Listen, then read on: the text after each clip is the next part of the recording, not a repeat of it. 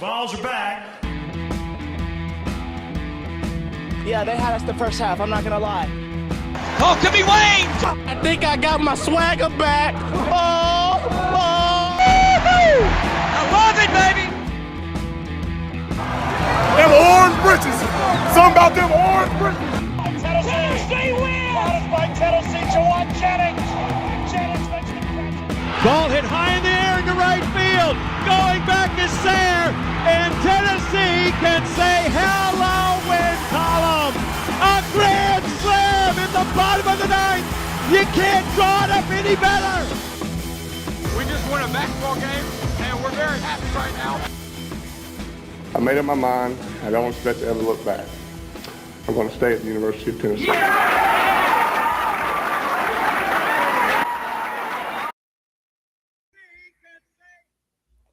Reddit did to do, and welcome into More Important Issues. It is Sunday, April 2nd. Welcome in. It's Masters Week. I've got my Masters hat on. I think it's, some people might disagree, but I think they're wrong. It is officially Masters Week. By this time next week, you will have your 2023 Masters champion. It's exciting. This is one of the best times of the year. Georgia. Nice. That was a great call. It's been a good sports calendar. We do have the women's basketball national champion now crowned. I'm not happy about it, so we'll move on from there. Final Four was great last night. XFL, if you're into that, I tweeted about it. Pickleball Slam was on ESPN. Didn't watch that. I don't know what more you can ask for. Baseball's back too. Opening day this past week, I guess. It's a good time, man. This week I feel like is the dream. This is the last great week until it's just baseball, right? Yeah, it's about to die. It is about to die out. If you could somehow get college football into this week, it would be amazing. Mm-hmm. The best parts of March Madness, college football. I feel like opening day baseball, that first weekend, first teams are getting in their first home stands. It almost has more excitement than postseason baseball, excluding NLCS, ALCS, World Series. Yeah, definitely those playing games. Yeah, those are worthless. No, I don't. Those you probably have to have a. We did forget about the NBA, but we kind of did it on purpose. Yeah, I'm not mad about that at all. So yeah, this is a great week, and it's a lot of TV watching. Last night was, the UConn Miami game was it was fun to watch. It was there's something about UConn that I'm just not mad when they dominate. I don't know. I don't know why I don't hate them as much as I should. Yeah, I'm kind of in the boat where I just the Final Four, the teams that were in there, I just could care less. There wasn't one single player I'm I was almost more excited to watch Caitlin Clark versus South Carolina than I was the Final Four last night. I don't know if I was more excited. Now, if you're talking about, I think Caitlin Clark was the specific player to watch out of all 8 teams left. I would 100% agree with that. There's no one that just really excites me, but I think I just really enjoyed it. I just didn't care about it that much. Interesting. I loved it. I thought and then, we'll get into that too about the San Diego State FAU. What a finish. We'll talk about that. We got Final Four for you. We do have, it is spring practice. Tennessee is full tilt. First scrimmage of the year happened on Saturday in Neyland Stadium. So some news coming out of there. It's kind of goes into those expectations we talked about on Thursday. So see what answers, what questions may be answered. And we'll also talk baseball series in Baton Rouge. Not what we wanted, but Sunday was a nice little refresher. It was almost better than hit and reset. Yeah. But it's going to be okay. It's not a series win. You want the series win, but getting a win there, I think you take. Also, you're kind of throwing me off with you being in Johnson City. I know. I kind of like moving around and keeping everybody on their toes. You have 3 different setups, which is impressive. I do. I need to work on can't hide that money. I know. You got to work on the Cleveland setup a little bit. Make it. I love my Vols letters above the windows. I've got shakers for many years, but also from the Alabama game there that we collected. I'm really jealous of, I think it's actually above your desk now, but your cigar with the newspaper that you got. Yeah. I don't have my cigar. I should have saved it like Landon did. That's a cool memorabilia. But I think I am going to utilize the shakers and the hat I wore. I think most of that came from that night. It's filthy. I mean, not that I wouldn't wear it to a Tennessee game again, but I think I'm just going to shadow box it as the night we beat Bama because that's the last time I wore it. Yeah, I have some of, what do you call that actually? Like the shaker material. What is? I don't know. I have no idea. It's kind of like a plastic. Yeah. Yeah. I have a couple of those strings in that shadow box as well. Yeah, that's from one of those. There's no. Got a good. It was like soaked in beer. The one I got was. Oh, they reeked of beer. Yeah. It was awesome. Yeah, that Landon's got a good little setup. I think you've tweeted it out. You should tweet it out again because it's. Right, I'll do it. Got a really cool one, especially after Alabama tweeted about LSU not having any class when they won the national championship today. Really? Alabama tweet? Yeah, or the Barstool Alabama. I'm like, that's what you're gonna tweet? After that account has to go down as the most obnoxious Twitter account in the world. Oh my right? God! I just tweeted that graphic. Wrong place, wrong time. Nice. That was good. Yeah. I don't hate the For You page. I definitely spend more time on my followers. I don't hate the For You page, but the fact that it's brought me so much of that account pisses me off. Yeah. Yeah, I'm kind of with you. Like, I don't notice it a ton until it's like, okay, I know I don't follow and everybody that I do follow should not be liking this. Yeah, I don't know how it keeps popping up. It's very strange. Yeah. It's very strange. I'm excited for the show. We've got some listener questions, but if you've got some more, drop them in the chat. We'll get to those later on, or may answer them right away. I don't know. Keep us on our toes. See what happens. We've also got our segments. We've got most important of the week and fail of the week. If you've got those two, drop them in. I am on the internet a lot, but I miss some of it, so send those in. I'd love to see what y'all got, what y'all come up with. On the dark web. Yeah, if you're on the dark web, let me know. I'm too scared to go on. I don't even go incognito mode.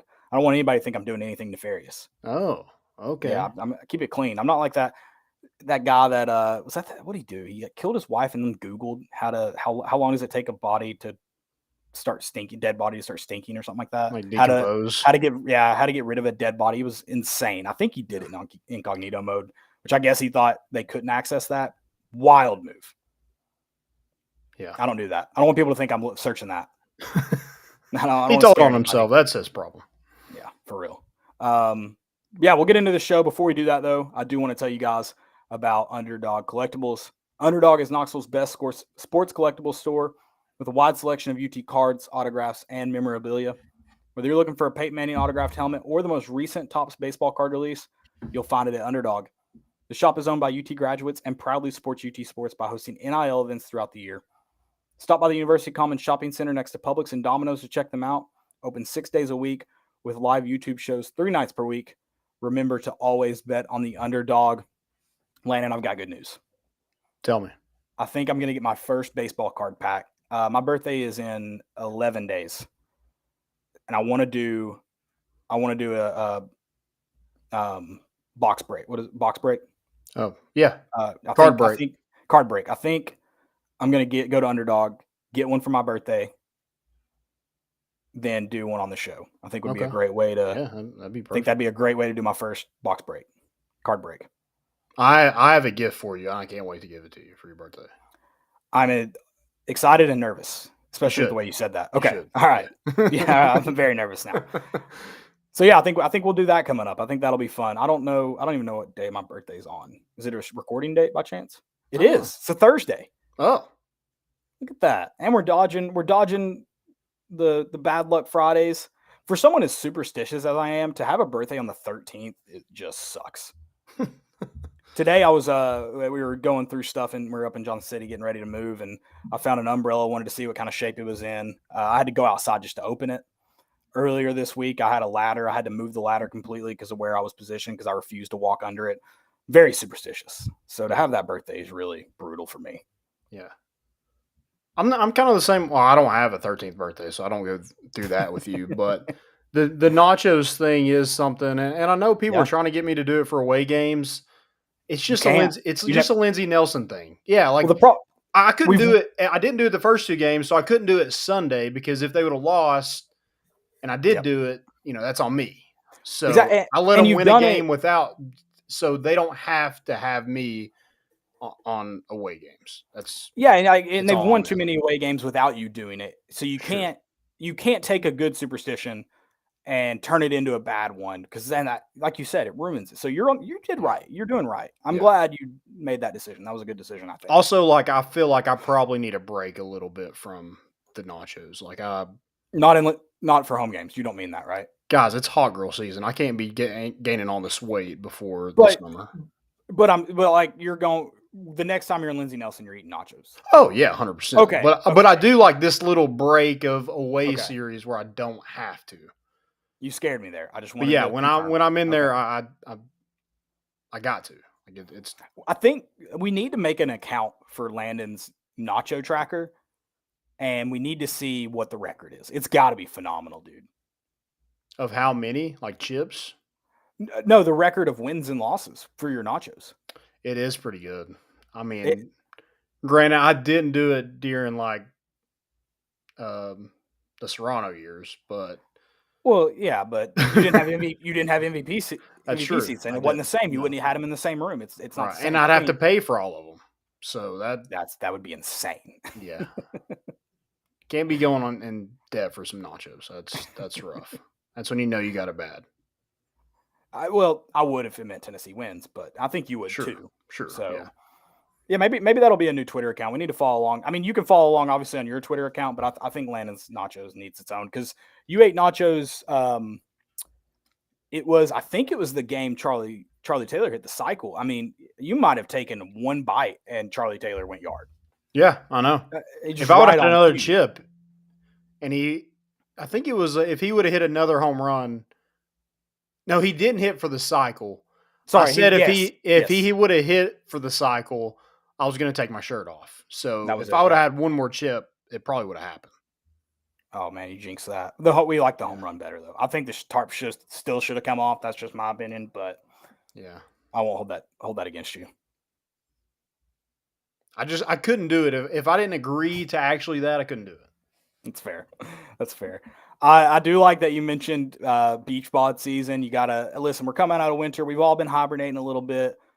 Yeah, but now it's time. You got to start cutting weight. Kind of feels like what spring practice is about, right? Like you're getting out of that little. You had a cool off period. Sure, you might have been in the weight room as a team, but you haven't practiced in months. This is listen. We don't expect you to look your best right now. Got a couple months to look your best. You're fine. Kind of feels like what the spring practice is. I do have to say though, the video department at the University of Tennessee, those people can sell season tickets on their own. If you didn't renew your season tickets, you watched the one they put out Saturday and you renewed them. I mean, Joe Milton dropping dimes. I think I'll have to go back and watch. I think there was a Nico throw in there. There was. Yep. I mean, just McAllen Castles. Yeah, and so talk about getting you fired up right there. Yep. Yeah, 100%. I mean, they're getting paid good money, and rightfully so because they are legit funding. Yeah. I watched that and I was like, man, I don't even know if I need to listen and read about what's happened in spring practice. It might bring me down a little bit because you already know what happened. We just threw it everywhere. The defense played great. Tennessee won. That's all you need to know. That's it. It was a good day to be a Vol and Neyland. But I mean, there were some from the sounds of it, a lot of positives that came out. I know Brent Hubbs mentioned that the defense won, which is usually, especially if they're not winning a lot in spring, they're at least usually winning that first practice. It's just usually how it goes. A lot of kinks to work out, things to figure out offensively as far as timing is something that, I mean, not only needs to be worked out in spring, you see it early on in Tennessee. I know Tennessee didn't really miss a beat when they get to play Ball State earlier this year, but certainly some things that it's just one of the offenses is a little bit more rhythmic. Defense is a little bit, you kind of get to go out and run around. So it doesn't surprise you when you hear that the defense won. And I don't know, for me, it doesn't change my opinion of where I think this defense is at. I don't know what your thoughts are, though. I think it makes me feel better that they won. I mean, if they went out there and you said the offense just dog stomped them, I'm still like, oh crap, here we go again. Right. But it does give me higher hopes for this defense to. Well, I mean, I would assume you feel the same way because we've talked about on the show in previous springs. You kind of expect the defense to win this, but I guess are you feeling that way because it's a lot of returners plus a seasoned guy like Joe Milton? Yeah, I'm thinking of like the offense is missing some guys. Dante Thornton didn't participate. Brew McCoy's not out there. Jalen Wright's not out there. Jabari Small. So I think just apparently they played well and didn't turn the football over, but the defense won. I mean, I think that given like all the starters that were out on offense, I think it makes me feel okay. I mean, yeah. I mean, That's the outcome that comes out of it. I think I'm choosing that one over, the latter. Okay, so I mean, you definitely want to feel good about this defense. I just meant I don't know if it changes my opinion of. I don't think the defense is amazing just because it's kind of expected at this time in the year that. Because I think, for example, that first spring, maybe even last spring, everyone kind of freaked out when you read about how much better the defense performed than the offense. And I think just if you look, it's just that's how it normally goes this time. Well, and that's why I mean, like, that doesn't necessarily change my expectations. Well, there's so much more depth and competition at, all those positions, especially up front and at linebacker. So I guess, and defensive back. So I just think they should be better. Coming into the season. And then, right now, like you said, they should. You're kind of getting the flow of things. Probably timing isn't there with all the receivers and things like that, especially when, two of those guys are out. Not a lot to look into. It's not. We're talking about it. I mean, there's not a lot else to talk about. Let's be honest, but not on a podcast full of orange. There's a lot going on, but not on. It's very slow Tennessee type time. So, yeah, apparently Nico looked really good, and some said he looked better than Joe. I mean, again, it is one practice. And Joe's probably going up against the ones, whereas Nico's probably not. So, Right. Cool. I'm glad Nico looked good because for sure. Is it Pat 40 said, they're already wanting their money back for Nico after, he went through bowl practices. It was just like. I don't think I saw that, but Pat 40's never blocked me, which is a little shocking. I think I've said some things that. It was one moron. I just assumed it was Pat 40. Maybe it wasn't. It might have been. It probably was because I think I blocked. I think it's Pat 40 that just. I think when he goes in and looks at his numbers and sees what he needs to do to perform for, I believe, Yahoo. He sees he isn't doing enough. He just says something negative about Tennessee because he knows the clicks are going to get driven up. So it's that guy. I just blocked him. I don't give him. I'm pretty good. I'm convinced if every Tennessee fan blocked Pat 40, he'd be out of a job in less than a year. I'm pretty convinced of that. Oh yeah. But yeah, I mean, if anybody's wanting their money back for a quarterback that you don't expect to start, that would be insane. I wouldn't be concerned with the quarterback. I'd be more concerned with the coaching staff that thought that. Yeah, I agree. So that's a very strange thought anyways. I like that you mentioned more depth on that defense. That's another thing, just going back into what I read that Brent Hubbs said, more dudes. And we talked about that on Thursday with the kind of expectations for the season. Tennessee's just going to have more dudes than they did last year. They're building so much turnover from Josh Heupel's first year in which he was hired in February, and just kind of behind the eight ball as a total, and getting guys in here that are being recruited to start, I think is what's going to kind of change this year. Yeah. Right. Maybe not as freshmen, but as sophomores, they're not being brought in as extras, not the right word, but they're not being brought in as fillers. That's probably worse than extras. They're not just filling out classes with guys like they were in that first year. So getting those guys in a lot of them are now sophomores. Some of them are freshmen. Some of them are transfers, bringing them in to fill out the roster, or more than fill out the roster, to play and start, I think is going to be evident this year. So I think that's a positive to hear someone that watched say that, because we thought that would be the case. When Josh Heupel kind of mentioned the competition at Leo with, Roman Harrison and Joshua Joseph, James Pierce, Caleb Herring thrown in there as well. So there's a lot more bodies. Like last year, it was Roman Harrison. Joshua Josephs and James Pierce were there, but, they were freshmen. They were kind of learning. So in spring practice last year, it was Roman Harrison and Byron Young. Right. And that was yeah, it. I smiled when you just mentioned when you read off 3 names and you mentioned a 4th. I got real excited. I mean, and those guys too are expected impact players. Well, and maybe Shadavian not Bradley's probably thrown in there too. right.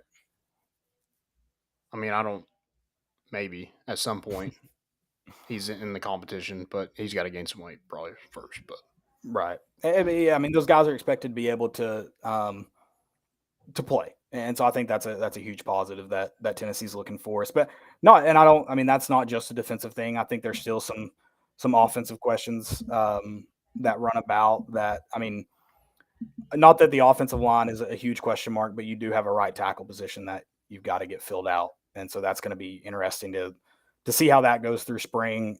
I mean, I don't expect that question to be answered by mid-April. I don't know if this coaching staff does. I don't know if most fans do. I mean, that's, I think, something that you have to have it figured out by September, but I don't expect it to be done in April. Yeah, you got to get some kind of serviceable production out of that position. Because last year, like the left tackle position is another one where you kind of have a question mark. You got 2 guys that kind of played that spot last year, but no one just like took it and run with it. Yeah, and that's I was about to contest a little bit on the question mark. I don't know if question mark's the right word because I feel like that's usually another when I say it, it's usually for me more of a concern. That's a way to say concern for me. Sure. And so I don't view left tackle as a concern as much of just a who's it gonna be type guy. Whereas right tackle, I think there is a level of concern. Maybe not high level. I'm not putting us on red alert or anything, but you certainly don't know who it's going to be, who's going to even step into the role and I'm not expecting a Darnell Wright. Don't get me wrong. What did we say on Thursday that guy from ESPN expects him to be a Pro Bowler next year, which I find a little insane, but I hope that's true. Cool. Right. That's another thing. We're talking about Pat Forty, like trying to get, clicks. I feel like everybody knows how like passionate Tennessee's fan base is. So they also kind of use that as, kind of the opposite of just bashing Tennessee to get clicks. They just go super high on Tennessee, so they get clicks as well. Like the guy who had Hendon Hooker at number 5 to the Seahawks. Yeah, that's clickbait. Yeah, I'm just like, I mean, he's coming off of ACL. Like, I mean, if the Seahawks want to take a chance on that, cool. And I'm not saying he shouldn't go over Will Levis or Anthony Richardson, but to say, like, come out of left field and just say Hendon Hooker's going number 5, I don't know about that. Yeah, and I'd probably feel differently if Hendon Hooker even had the opportunity to do a little bit at a pro day. Yeah. I'd probably, if this injury happened in August, September, and there was some type of workout he was going through, but these people, they only have film. We know everyone should know that NFL scouts love combines and pro days. Yeah. It's almost like they abandoned film. Not abandoned it. It's second. In the interviews, middle. like, I mean, how much of that? Because apparently Will Levis is, destroying or like he's bombing them, right? Yeah, he's not doing well at all. I didn't destroy bombing, which he's not destroying them; they're destroying him. Yes, yes. He is not doing well in those. But like, how much of that is, smoke and, maybe somebody's trying to get a trade. They're like, oh, maybe we can, jump up and get him, or another team like lower is trying to like downplay him where somebody in front of them doesn't pick him. I don't know. Right. I mean, I don't know. I hate to get away from Tennessee here and go completely there. We do have a question about that later we'll get to, but I saw where the Colts are apparently heavy on Levis, which I maybe Peyton Manning. They're not just going to try to recycle another like old white quarterback. Yeah, I don't know. Maybe Peyton Manning is a curse, dude. Maybe he is because he left the Colts. They get it. I mean, is it not similar to Tennessee's situation? Leaves the Colts and they get a good quarterback like Andrew Luck and just can't do it all. Can't take the team all the way. Can't win the big ones. And Now Rubber they're just tires. stuck in now they're just stuck in quarterback. Just Purgatory. I don't even know if it's purgatory. It might be hell. I mean, they go and get not even. I mean, listen, not that I wouldn't if I'm an NFL team and I don't have a top 10 quarterback, top 5 quarterback. I would take Matt Ryan. I wouldn't take an old Matt Ryan, and they end up with him. Yeah. So maybe I love you, Peyton, but you might be a curse. It turns out. Look at Denver. Look at Denver. I mean, they went what? They went Peyton, Brock Osweiler. Who they have after? They did draft. If he started, it Drew, wasn't many games. Paxton Lynch at one point. Paxton Lynch, yeah. Drew Lock. And now they're stuck with Russell Wilson forever. Yeah. Hate it for him. Yeah, no, I'm kind of sad now that I realize that Peyton actually might be a curse. I always thought it was, speaking of smoke, I always thought it was smoke, but yeah, might be something to it. All right, spring practice. I am very excited. You've always thought it? Yeah, I've always thought it. You think I'm a Negavol. You're buying into all these curses. I don't know what we're doing. I think there are like curses. Like I think if you overplay something, it's definitely a curse. Like Caitlin Clark, there's no way she was winning a national championship today. No way. Yeah, I mean, I just thought when you looked at like, especially I don't know. I didn't think what they did to South Carolina was going to be effective, at least in the same capacity as it was on LSU. Yeah. They're just like, talk about hoopers. And I know a lot of people are pissed at what Angel Reese did. And I mean, I kind of get it, but it's not like she punched her in the face or anything. Caitlin Clark was kind of doing the same stuff the other night. Like, I think a lot of people are mad about the after game stuff, which I kind of get, but I'm also like, it's not that big a deal. I'll hate her for it because she plays for LSU. If you want me to, I'll gladly hop on that train, but yeah, whatever. Good for the game, right? Right. I mean, OBJ's throwing stacks in the. Oh, is he doing it again? LSU. No, I'm just saying, like. I figured they banned him from. I'm like, yeah, that's just how they celebrate down there. It's not her fault. Right. She's a product of her environment. Okay. Exactly. Yes. Caitlin Clark to Tennessee. She really wants to get back at LSU. She doesn't know if she'll get the chance in the Big Ten again. Why don't you just come to Tennessee? Tennessee beat LSU. Right. Right. Just saying. It's a great point. Let's get that going. Let's get on the Caitlin. I mean, isn't Iowa like her home school though? Probably. I don't know much about Caitlin Clark. I think she is from Iowa, so I don't know if she's willing to leave that. But hey, we do have the number one NIL collective. Correct. We'll get the Iowa. I want you to get into that again. That was a great segue, but I have to give you. I'm an ideas guy, and I have to get my idea out there. Not only am I bad at execution, but if I forget this idea, I'm screwed. We get the Iowa Hawkeyes athletic program shut down. Okay. I don't think that would be difficult. I think the fans are pretty fed up with everything going on there. So I think we could get Iowa Hawkeyes on that train. Then she can't play for her home state team. I highly doubt the Iowa football team could score on the Iowa women's basketball team. Not if Caitlin Clark's playing quarterback. Have you seen her dish it? Yeah, they could. Because, I mean, defensive touchdowns are their only chance. And if she's playing quarterback, they're screwed. Yeah. Do you think they studied that South Carolina film and just thought, we've seen this happen every Saturday in the fall. This is how we play defense, how they play defense against us. Mm-hmm. Okay. That's kind of what I was thinking. Yeah. I think they just ran out of gas. I love like that. Like when a team's winning and they just lose by a lot, that last game, they just ran out of gas. This is what I want movies to be made of. I think I love when movies end like that. When they lose the very last game. Dude, I hate Friday Night Lights because of that. See, I kind of like it. Movie. I guess to be fair, you have to have enough of the movies that end with the best thing happening to then go, all right, we're going to flip it on its head. Like the first season of Ted Lasso, when they get relegated, you almost kind of enjoy it. But I'm also with you now. I'm like, please go win the Premier League. Well, here's the thing, like Friday Night Lights, they didn't win.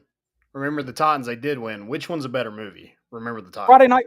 No. Friday Night Lights What? is far and away the better movie than Remember the What? Titans, though, too. You have to remember this, too. Should change your opinion. Strong Remember the side, Titans- left side. Yeah, I know exactly what movie it is. Remember the Titans is very much a fictional movie. It is nothing like the true story. I don't care. I watched. I'm basing it off But also- movies. To be fair, I think they did win the state championship, but Gary Bertier also played in the state championship, I'm pretty sure. I'll have to look it up. Dylan or Joe, if you can, look it Well, up. then I'm they 99% won. Then sure they won it Gary without him. They Bertier- didn't even need Gary. That's how Gary good that team Bertier was. played in the state championship in real life. Why do we have to paralyze him before it? I don't get it. Did he get paralyzed after? Yes, I'm pretty sure, yeah. Okay. If Dylan or Joe, if you can just double check that, I'm pretty sure. I mean, I don't know why that has anything to do with. I think the movie is better. No, I said it's true to story. Like they won the state championship. I'm not. Okay. So they have to win it and remember. That's why I think it's a better movie because they won. Dude, It's I'm better just like ending. how can you not have like Friday Night Lights is phenomenal. That is such a good high school football movie. You're only saying that because Rick Barnes is in it. That's the TV show. Okay, let's go on that. The I'm talking TV about the show movie. might be better than the movie. No. What? You don't like Landry? What? No. I love Friday Night Lights TV show. I think it's a little bit of trash TV. Tim Riggins? I love Tim Riggins. I think it is one of those shows that don't make sense because Tim Riggins apparently is a sophomore in the first season. It doesn't really make sense. He's an alcoholic sophomore. That lives by himself? But I love it. Don't get me wrong. But the OG Friday Night Lights is the best movie. Compared to Remember the Titans. Car accident did happen after. Remember the Titans is a fraud. Disney ripped off that garbage. They didn't make it true to story at all. Also, they weren't the only integrated school. You know, the whole story is they're the only one. That's not true. Every school in that Virginia area was integrated. They took too many royalties. Hollywood played too much with that movie. I don't like it. It is a quotable movie. Shout out Denzel Washington. He's one of my favorite actors. It is a very quotable movie. It's much more quotable than Friday Night Lights. Well, and like a lot of big time actors were in I want to say The Longest Yard, not The Longest Yard. Remember the Titans. Ryan Gosling, Petey, he's in a lot of stuff. He was in Scrubs. Yeah, he was. I don't know his name though. Can we call him Big Tom if I don't know his name? Yeah, I mean, I just I guess that's true. You just recognized him from something. Let's see his name. I feel like I love Remember the Titans. Donald, I still don't know who that is, but thank you, Joe. Donald Faison, yeah. Faison, they say it. Julius is in a lot of movies. Julius Campbell's awesome. Gary Bertier's in a lot. He's in Sons of Anarchy. Yeah. And so is he's Opie. There's someone else I feel like from Remember the Titans that shows up in Sons of Anarchy, isn't there? Maybe I'm just thinking of him. I don't know. I love the movie. I think it's a great movie. I just think Friday Night Lights is better. But I also need to say it's okay to be wrong. One of the better parts, it's Denzel Washington, and then it's Hayden daughter. Panettiere. She's in it too. She's a daughter. Yeah. Coach's daughter. Denzel Washington and Coach's daughter. If they were not in that movie, it wouldn't be as good. She's phenomenal. She is great. And if you've like grown up around any high school football coaches, or high school just coaches' daughters, like that's them. That is them. They care more than anyone else, probably more than the players. It's awesome. That's great. She plays the role perfectly. Such a good movie. I don't think Friday Night Lights would be that good if Boobie Miles had a different name. It is a great name. I love the scene. It's early on in the movie when he makes fun of the guy for wearing white Nikes, and then we find him Sharpieing his Nikes. Oh yeah, love that. That was a tangent. That was a tangent. It was a good tangent too. Good tangent. We're getting really good at them. Yeah. What are we getting to next? We've got coming up. I guess are we done with spring practice? I mean, There that's was a the thing. lot. I mean, There isn't. apparently Nico had a good day, and I think that's good to see. Joe not turn the football over is definitely something you want to see from an offense this early, but you don't have everybody, and so I think that kind of stands out to me. Defense apparently played well. Like to see that. Don't know exactly who played well on defense. There wasn't a ton of people mentioned. I know Ramel Keaton played well. Nathan Laycock, Squirrel. Some of those young receivers played pretty well, but other than that, McCollin Castles made a couple catches. You saw that one to Nico. He looks so weird being a tight end wearing number 34. I was about to Can say, we give this man a new number? I was about to ask. We can't. At first, when I saw that video, I did not know what number he was wearing. I wondered why we had a fullback in. Well, and like, no offense to walk-ons, but it looks like a walk-on number. Yeah, no, for sure. Like when you have a walk-on, like when they're at number 42 in the wide receiver line, you're like, okay, that guy's a walk-on. It's either a fullback or a walk-on. No offense to number 42 on the team. I don't know who that is, but sorry. We can play this game right now. Fullback or walk-on. I want to run through. I mean, this man's got a whatever number. Number 33 through what? Number 49, I guess. Yeah. Is probably your. I feel bad. I mean, John Slaughter's 33. So yeah, I guess that's a DB number. So I think it's probably Colin yeah, it's probably 34 through 49. Yeah. 37 and 36. That's prime walk-on territory. I forget kickers are going. You got JT Carver. Kickers have been floating in that 40 territory lately. Yeah, they have. It's getting weird. I don't like it. I don't like it one bit. Your nephew, what is 36? I think 36. I don't like it. Sorry, Joan. I know you listen sometimes. We got to get that number fixed. I like it. If you can own it, that's awesome. I like that he wanted it. He didn't get it just for no reason. Yeah, I do like that, but it's weird. It's like no way 36 the fastest player on the team. Yeah, it's strange for sure. Very strange. All right, before we got Baton Rouge coming up. Baton Rouge. Before we do that, Landon's going to tell you about some of our good friends. Yeah, guys, go check out. We are now an affiliate of the Volunteer Club with the Spire Sports Group, and they got some deals with y'all. We're going to tweet out a link real quick. Go join that link today. You can join for as $5 is the least amount you can do. You can go up from there through tiers. You get a lot of different things in terms of, I got a koozie, sticker. You can get T-shirts, autograph, signed pictures, stuff like that. That was their March deal. So if you didn't join in March and listen to us, I don't know what they've got coming up in April, but you did miss out on when you signed up. You can still have the option to get those, but on sign up, they were sending out those in March. Yeah, they got a lot of different options. They're getting merchandise as well. You get a discount on that. They have NIL events and some tailgates. I mean, this just helps gives you more access to these student athletes, and you finally have a hand in not just showing up to events, but now you can have a hand in making sure Tennessee stays on this winning train. Yeah, for sure. There's they've got their tailgate happening April 15th for the spring game. Don't know I'm not gonna be able to be in Knoxville that day, unfortunately. I don't know what Landon's plans are, but may see some more important issues with people there for me. Yeah, for sure. All right, well, let's get into baseball a little bit. We into baseball?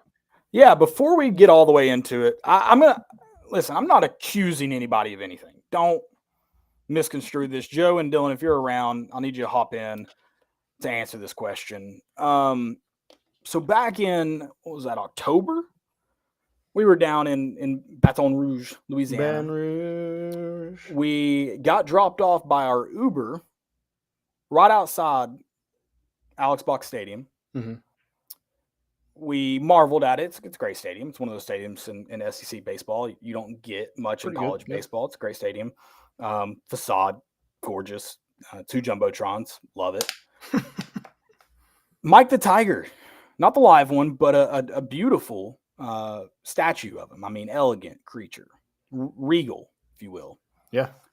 Our good friend Landon here decided to hop on.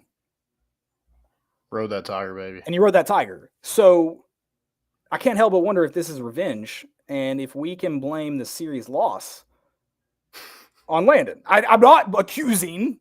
I'm just asking Joe and Dylan if you guys have answers. If those of you in the chat have thoughts on if this is Landon's fault, if we can blame this all on Landon. He mentioned he's a superstitious person, yet before a game between the Tennessee Volunteers and the LSU Tigers was played in Alex Box Stadium, Landon did this. So I'm just wondering.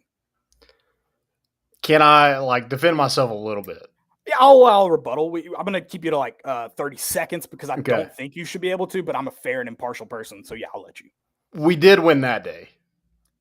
But that was like a quarter mile away. That was a different stadium. They have their own statue. All the stadiums have their own statues. So I think they separate but equal. I saw a tiger, I hopped on its back. I don't know what you want from me. No regrets. Oh, how have you not gotten that said to you on? Because I'm not a negaball. That's yeah. But what Dylan just said, he's guilty. Landon. That's a great rebuttal. Opposing fans take note from Dylan. He's doing your trash talking for you. Damn it, Dylan! You're giving me ammunition. That's not great. Dylan, Also, you're I fired. just saw Joey Boots' message. I just saw Joey Boots' message about Ethan Suppley, Louis Lastic. I love Louis Lastic. By the way, going back into Remember the Titans. I'm sorry. I just saw that, Joe. This is unreal. I can't believe this. I didn't say it. I just asked the question. Don't do anything to me. I guess I haven't. I guess I could get that from opposing. I haven't gotten where where the Tennessee fan base thinks I'm the curse. I don't think you are. But you're asking the question. I'm not the Peyton Manning I'm exploring curse, okay? options. There's no way. I'm exploring options.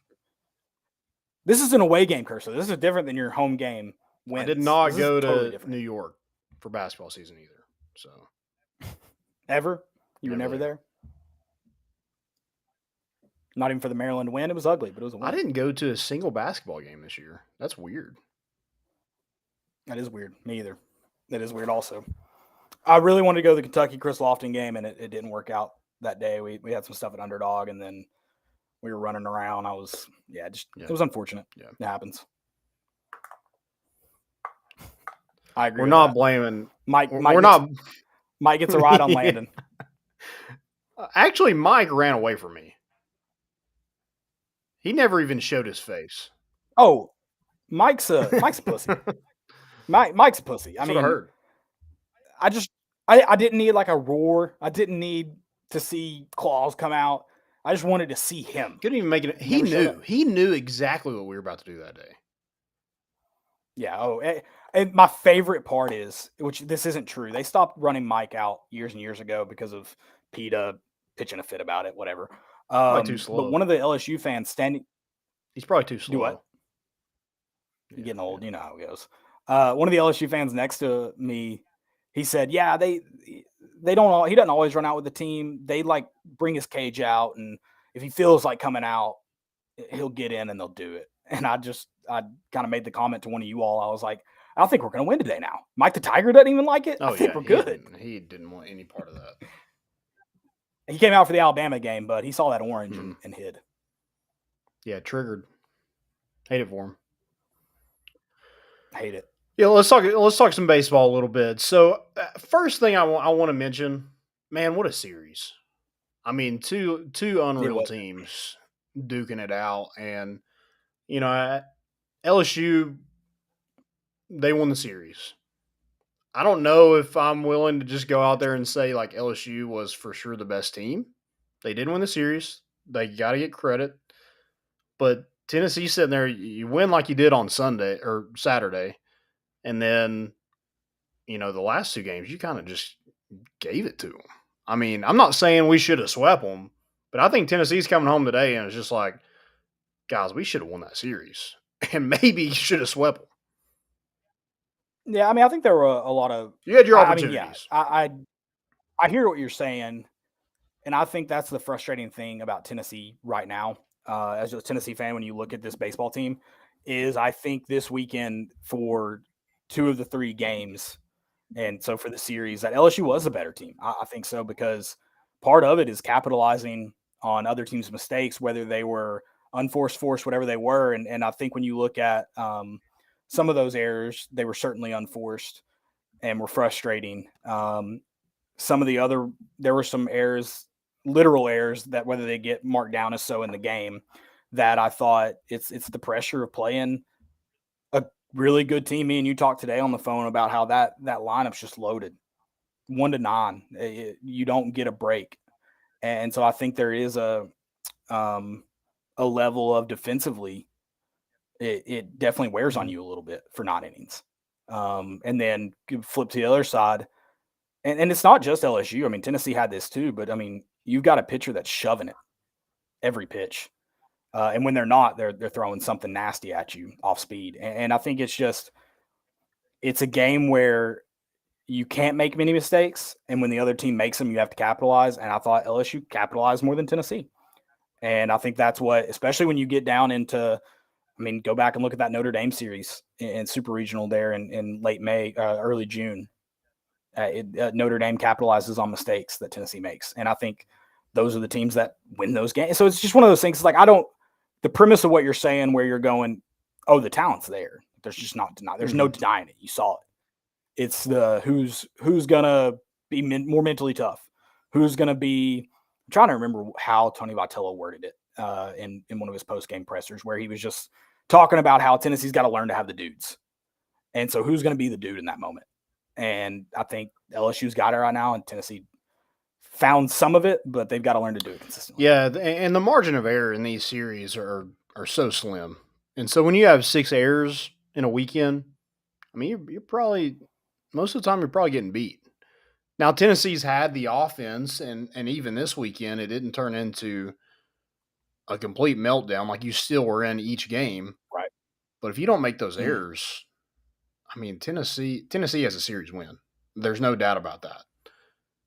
And, you know, maybe we're talking about a sweep, but, you know, we've talked about it all years. Like, defense has been an issue, and they've got it figured out in the outfield. So I do want to give a standing O to the outfield. Yeah, absolutely. Standing O.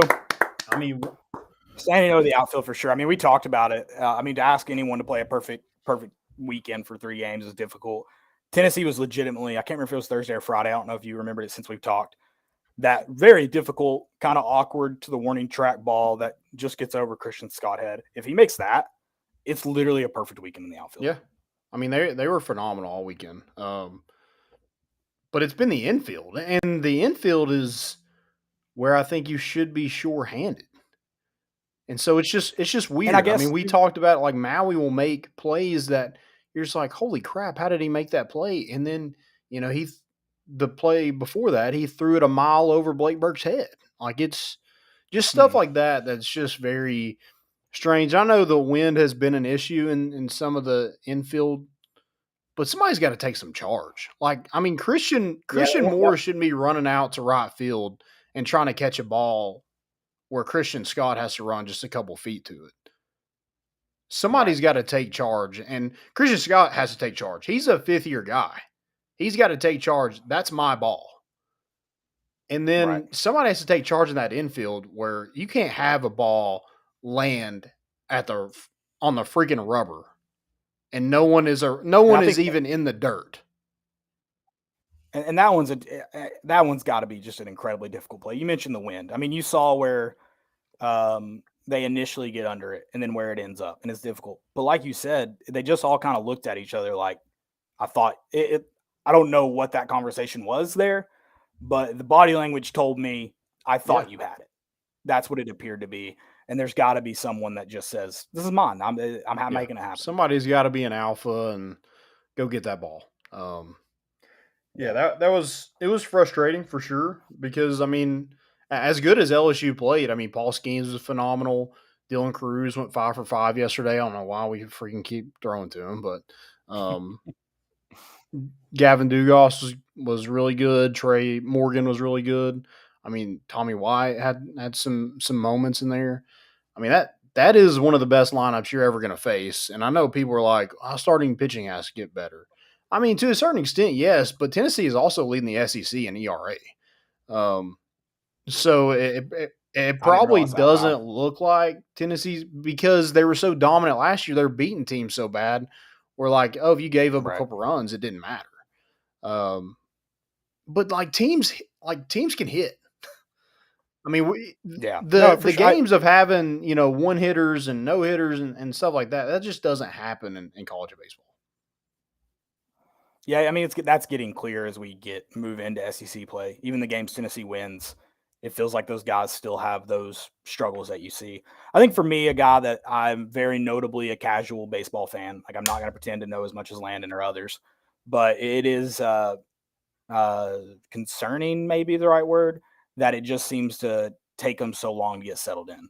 I think Chase Burns is the guy that stands out in that, is that he seems to – it's harder for him to bounce back from those early struggles when they happen. Now, Chase Dollander, I feel like he's a different story. He can, whether he starts off super hot or whether he starts off getting hit on, he seems to be able to settle in much easier.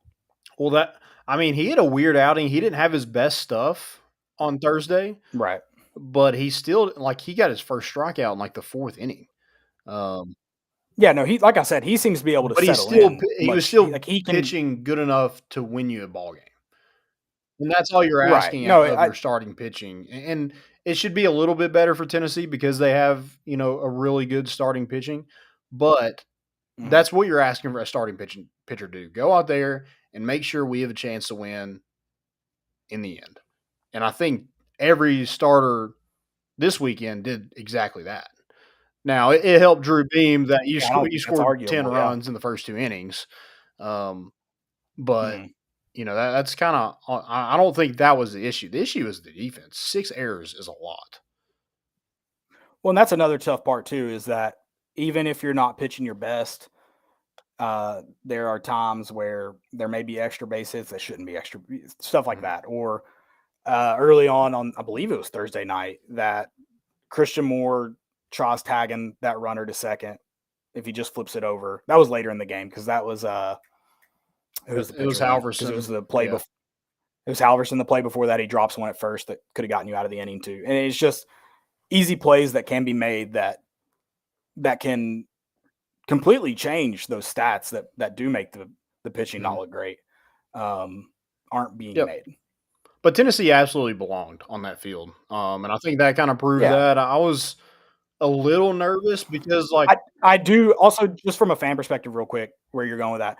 It is very frustrating that I don't think any Tennessee fans expected to go in there and sweep. That wasn't an expectation.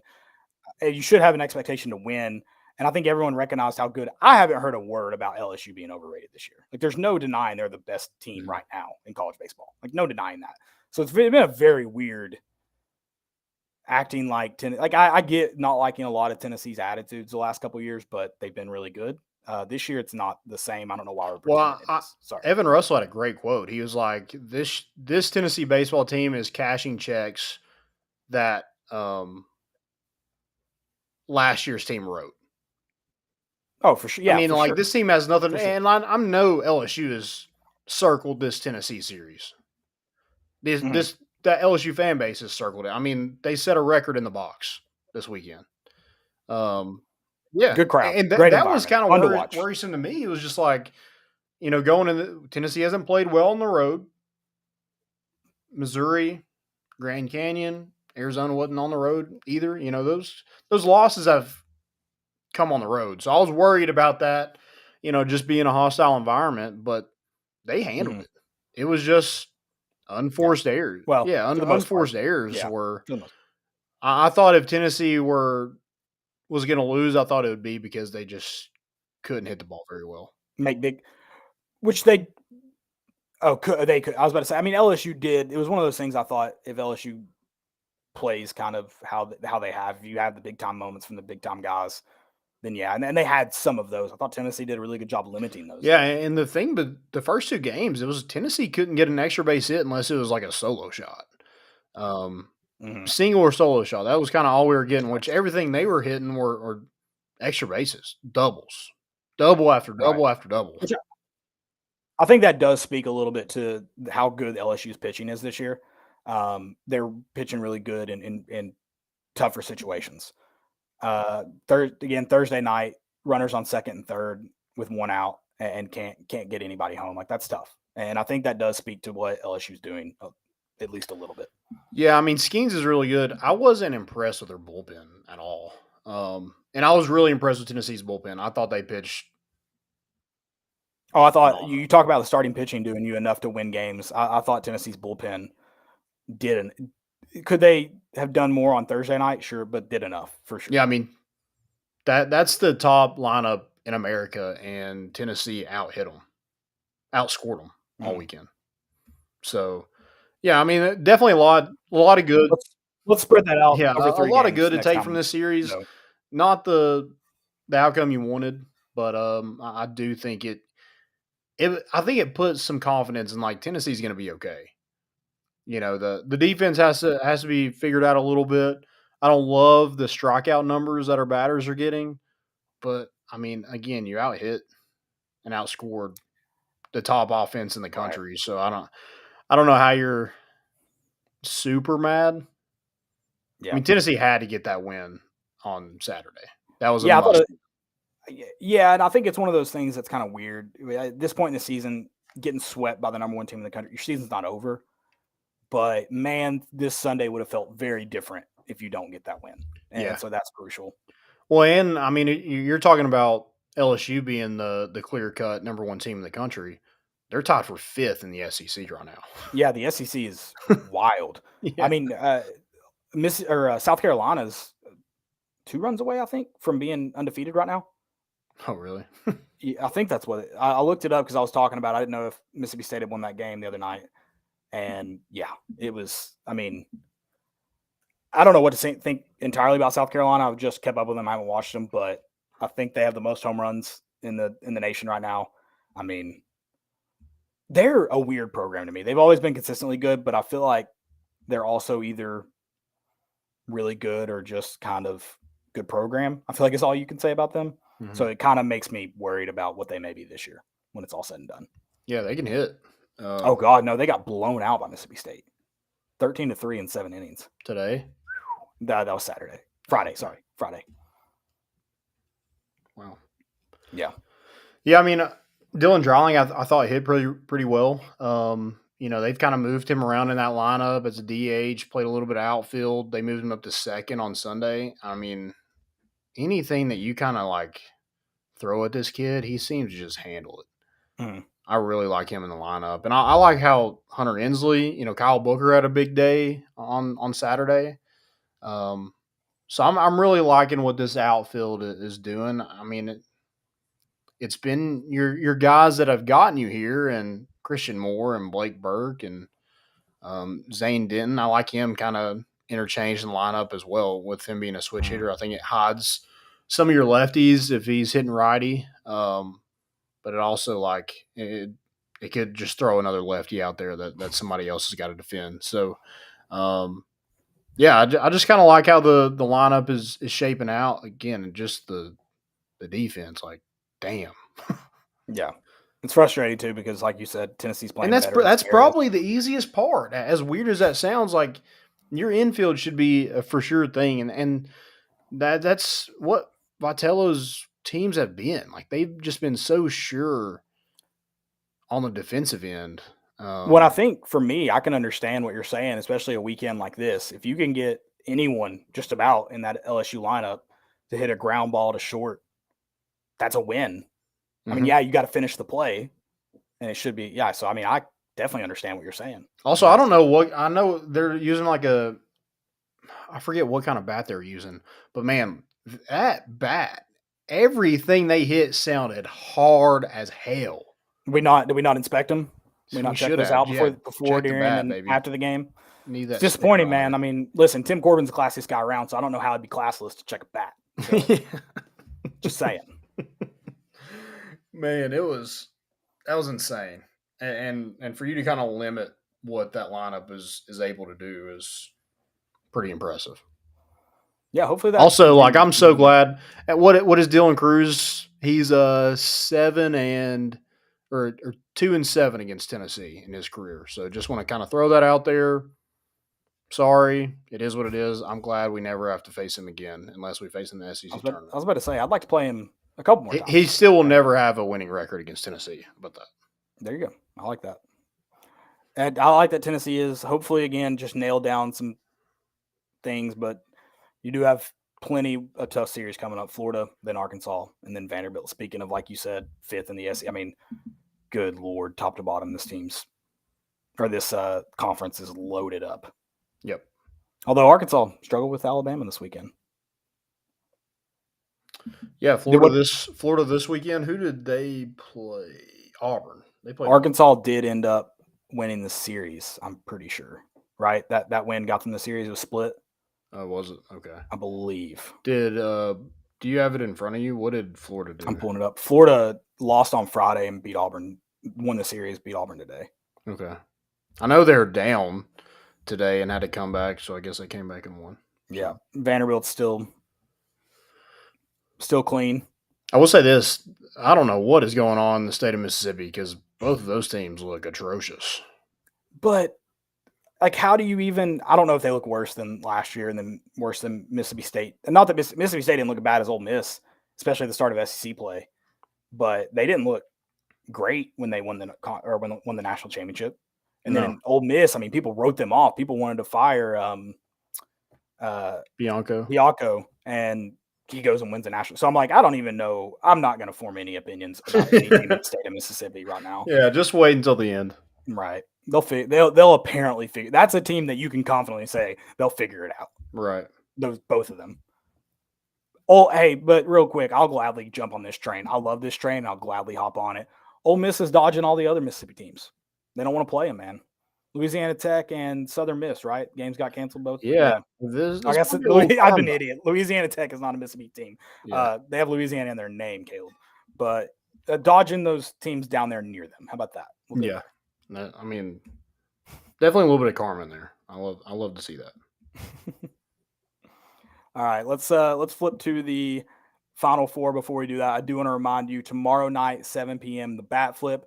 Landon and Dylan will get a little more in depth with that series in Baton Rouge. Talk a little bit more on that. Expand on some things and thoughts. So make sure you tune in then. Let's do it. Anything else to add to that? You got anything you want to? That's all I got. Thanks for the plug. Yeah, anytime, man.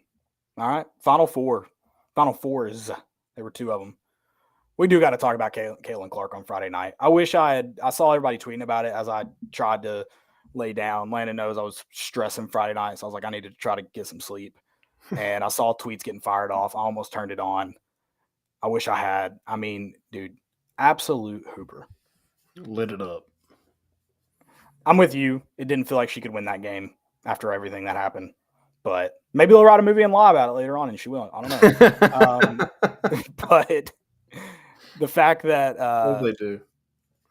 The fact that she knocks off South Carolina, I mean, Dawn Staley, she still has quite a long time left in her coaching career and is probably going to go down as a Hall of Famer. Sure. She probably already is, I guess. Yeah. Once the career is wrapped up. And that South Carolina team is just – they're good. They're physical. They're tough. And so for her to knock them out is insane. I need to look up her final stat line because 41 points is impressive. But she had 8 assists. I was about to say, I think she was near double in the category. And, I mean, she padded the stat line, dude. She's legit. Yep. Yeah, she's fun to watch. And, I mean, how many did she have today? I think she had 8 today. That's why I didn't know if it was 8. Okay. The other night. I wasn't sure. Yeah, she had 8 against South Carolina. So let me look up today because I don't know what that was. Maybe she's just consistently going for 8. She had 30.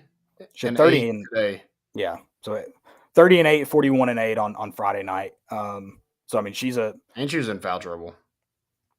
She's a baller. And I mean, I think too, what makes her fun to watch is her ability to shoot from anywhere on the court. I mean, yeah, she's not scared to pull up. We talked about too. I mean, LSU's got hoopers as well. I don't know if anyone stands out like Caitlin Clark does on there, but I mean, listen, I will hate Angel Reese. I'm with you all because she plays for LSU, but I mean, girl can play 15 and 10 today, 10 rebounds, 15 points. I think she's averaging a double-double. I think she finished the season averaging a double-double. That's stupid. Yeah, 23 and 15. Yeah. That's stupid. She's almost averaging a double-double in her career. And she's just a sophomore.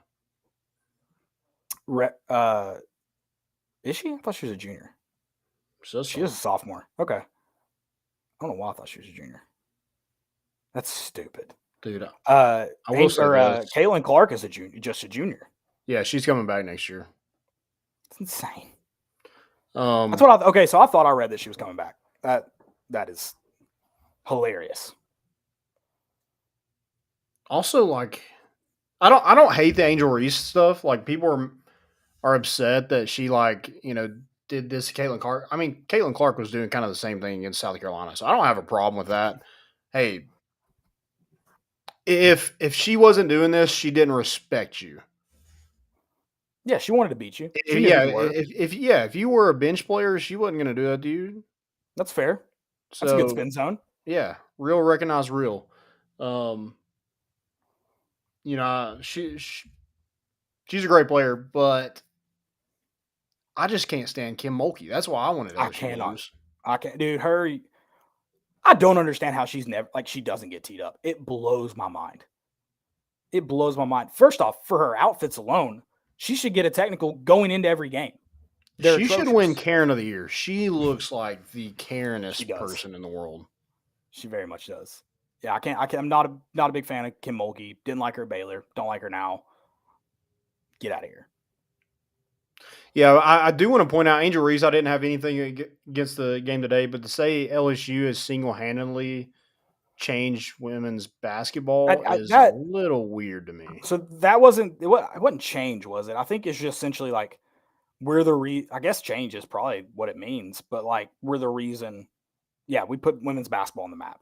Yeah. By itself. Like, and I don't even think we need, first off, I think the Pat Summit goes without saying. I don't think you need to say that. And I think this LSU team is really good, but and to be fair, I mean, what they talking about, you know, back it up kind of deal. She certainly backed that up today to just go whoop a team that had been talked about in Iowa, and so credit to that. Yeah, but the comment's still absurd because I tweeted it and I stand by it, and I'm almost positive it's true. And talking about I guarantee if you go to my For You page Friday night, I live in the South. We talk about seeing Alabama tweets. We're going to see tweets about LSU. I saw more tweets on Friday night alone about Caitlin Clark than I've ever seen about LSU basketball, excluding Kim Mulkey's outfits. Take Kim Mulkey's outfits out of it. They're not about basketball. They don't count. Yeah. More about Caitlin Clark on one night than I've ever seen about LSU basketball. Ever. Yeah, and we just going to forget like South Carolina won like 42 games in a row? Yeah, that's another good point too. And then, listen, I hate to recognize this, but some of the hoopers Gino Ariama has had, come on. Yeah. Come on. The Baylor teams. I mean, Kim Mulkey's coach teams. Yeah, they won their first national championship today. Like, I mean, how have you changed? How have you put women's college basketball on the map if you haven't even won one yet? That is an absurd take from her. Yeah. Absurd. But hey, she won a natty. So you won it. So maybe you're on your way to doing that, but you haven't made it yet. Well, here's for sure. I don't know. Women's my problem with that is it's been on the map. Yeah. I think here the thing that's kind of frustrating is like there's a lot of people to thank ahead of you, Angel Reese, that you have this opportunity to say this into a microphone. Yeah. So whatever. Let's flip to the men's Final Four. Like I said, Saturday night was so much fun. FAU and San Diego State.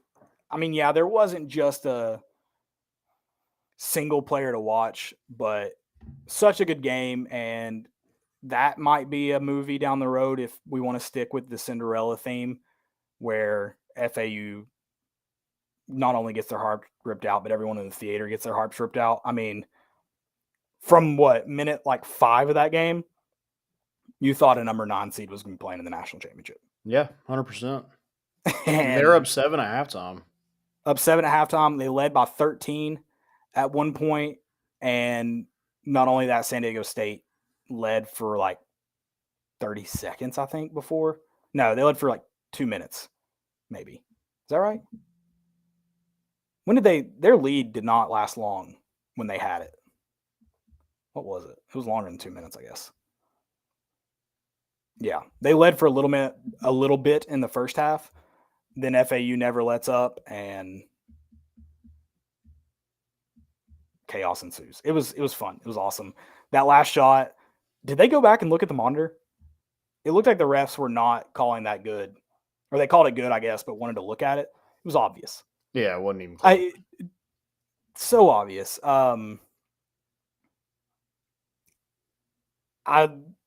The double timeouts were tough. They didn't end up mattering. Lamonte Butler, though, it looks like he got stuck in the corner, right? Is that what you were thinking in real time? Yeah. Looks like he gets stuck in the corner. I don't know how he creates separation on that play. I don't know how.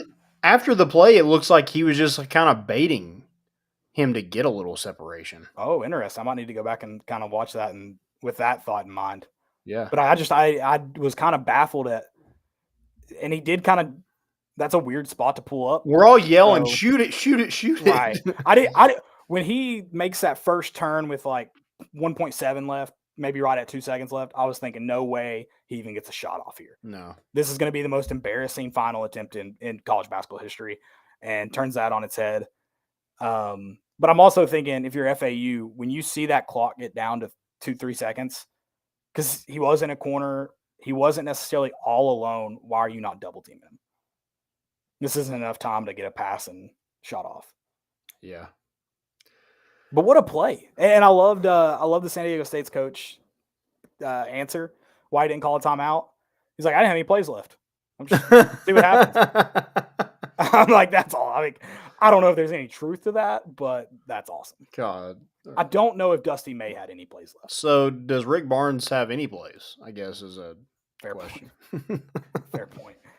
Yeah, I based on that timeout and then inbound, I don't know if Dusty May had any left either.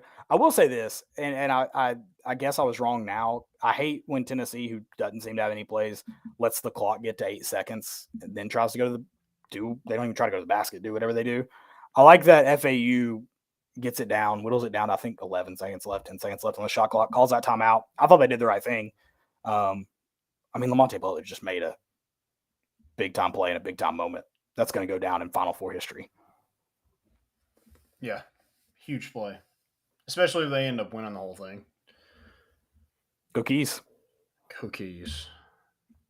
And then it just looks like UConn's going to win the whole thing. Dude, this is UConn. I need to go back and look at their scores to see what it is, but it feels like the last 2 times they won the national championship, they've dominated in March. That's what it feels like. So I don't know I don't know exactly how those other national championship runs exactly went. I mean, there were a couple big plays. I mean, it's how Kemba Walker kind of became Kemba Walker, making those big time moments. But it truly felt like it was theirs the whole time. 2011, their closest game was to Kentucky in the Final Four. They won by 1. They beat Arizona by 2 in the Elite Eight. But Sweet 16, round of 32, first round, dominate. And then they win by 12 in the championship. I mean, they whooped Miami. It was never even really close. Yeah, so, okay, I am remembering their 2014 run, other than their round 1 win against St. Joseph's in overtime, but they end up winning that game by 8. I mean, 77-65 against Villanova second round. Iowa State, 81-76 in the Sweet 16. Elite Eight, Michigan State, 60-54. Final Four, Florida, 63-53. And then championship, Kentucky, 60-54. I mean, that's not incredibly close games. Yeah, and I mean, it's kind of like it was with everybody. Like the bracket has opened up so much. It was like you look at the road and you're like, oh man, we'll have to face this team and this team and this team. I Yep. mean, it's kind of like, hey man, it's kind of there for you. I mean, when it was you got to the Final Four, you're like, oh god, UConn's going to win. They're the best team left. Right. And it might just be true. Yeah. It's insane, dude. I love it. I think it's been a lot of fun, and it's been a lot of fun on both sides. So that's been cool. And I am kind of glad that San Diego State won because I think UConn with Sonogo would have dominated FAU because they have no size. Yeah, I mean, probably so. Probably. I think it could be I think this could be a UConn trouncing. I'm rooting for San Diego State at this point just because it's not like 5 seeds like incredibly, low. Especially UConn's just a 4 in this tournament, which is it'd be a good year for the Big East. So I mean, it's kind of understandable why they're so such a lower seed. But I mean, they're 30-8 as well. San Diego State's 32-6. So it's not like San Diego State's just this massive underdog, but to go through the number 1 overall seed to get there, that's like you got to root for them, especially because it was Alabama. You got to root for them a little bit. Oh yeah, 100%. And they've got Southwood's logo. You heard me right. Southwood doesn't have their logo. Go Keys. Go Keys. I do want to get into questions, and I've got a good segue for questions because this is from me. What are your thoughts on Final Fours and stadiums? Like, you like it? Would you prefer they be in actual basketball arenas, or how's your thought there? Honestly, I've never been to one, so I don't really have a. It looks the same to me on TV, so I could care less. Interesting. So I'm kind of like, I don't know, something looks weird about it on TV to me. Something looks off. When they do an overview, like a whole overview, yeah, it looks weird, but I don't think it like. I don't know. I mean, what's? I would rather them play in a Jerry's World than freaking whatever Vanderbilt calls their stadium, that stage that they play on. That's fair. I think too. It's one of those things. I think it looks weird. I do have questions about it. So how are the seats? Is it like Battle at Bristol where there's not really a good seat? Or are there, so my question is there 15 to 20,000 good seats? Like I don't think I would want to pay a lot of money to go and sit in a football stadium to watch a basketball game. Not if Tennessee wasn't playing in it. No. See, That's kind of my take though, is that if you can tell me there's 15 to 20,000 quality seats that you would get pretty somewhat similar to a basketball arena, then I love the idea because I love it that if Tennessee ever made it, I just want to be in the building. Like I'll sit where I'm sure you saw Big Cat's tweet that went viral several times, not just from him, but from other people saying to end it. And I kind of get the idea. You don't want those seats, but those seats also don't exist in other arenas. Mm. And so if I'm a Tennessee fan, I want to get in the arena for a Final Four national championship. Don't care how much, don't care where I'm sitting. I just want to get in. And then I love that because it's so big, you get a couple hundred, maybe 1,000 students on the floor, or I guess not technically on the floor, but in the stadium. Like I think that you don't get that in college football with the college football playoff. You don't see that. And so I think it's one of those things I'm like, I'm sure there would be a quote unquote better way to do it, but I also like the idea of a crap load of fans being there for big games like that. Yeah, I'm just kind of like, how many are you trying to get in that thing, I guess, is a question. Yeah. Because, like, I do want to, like, you want to have it as much as a basketball atmosphere as possible. Mm-hmm. But then there's also that, like, you want to be able to sell as many tickets as you can. And I think that's the thing is they talk about it coming down to money and it being just a money-hungry thing. And I think there's definitely something to that. You sell more tickets. The reported attendance for UConn Miami was almost 74,000. That's a lot more tickets than if it was played in the Rockets Arena. Is that State Farm Arena still? Did that get changed? Because I think Atlanta's State Farm now. Yeah, I'm not sure. So I'm just wondering, why would you play in a, what is it? The Houston Texans. Yeah, it's NRG stadiums this year. Instead of the Houston Rockets. I mean, is that scheduling? Is that just No, I think ticket sales? I think it's ticket sales and numbers. You want to get numbers in there, I think, is all it is. Because like I'm kind of thinking like FAU and San Diego State, they selling out that thing? Probably not. Probably not, but I think also this year was probably pretty cool that there were probably a lot of people that live in and around Houston that saw a Final Four ticket that was affordable and picked up and went. So I think you did get some of that this year. And yeah, then maybe there is more affordable tickets because there are so many. I didn't think about that. Yeah, that's a good point. I think my own. You mentioned it. You want to keep it like a basketball game, like a basketball atmosphere, and you want that. So like, if you can guarantee me that's happening each year, then I'm into the stadium thing. And as a fan of a team that hopes to get there one day, I'm in to that because I like the idea of there being. I know it wouldn't be this number, but like 40,000 Tennessee fans, if that could ever happen. I like that idea. I think that's cool. Yeah. It's more than you get at a home game. Yeah. But again, if it's like Battle at Bristol, like as cool as it would be to see 180,000 at a college football playoff game at a national championship, there were no good seats there. Like no one had a good view of the field. Yeah. So, but I mean, I've seen camera phones are kind of tricky that you don't always get. But I mean, I saw some from lower levels. They look good. Like they look like a normal basketball arena to me. Or I assume. So I don't know. But I did look it up to kind of see when this shift went from stadiums to arenas. Arenas to stadiums. And it looked like 1982 was the first year it moved to a stadium. It was in New Orleans at the Superdome. And then they went to the Pit in Albuquerque. Are you familiar with the Pit?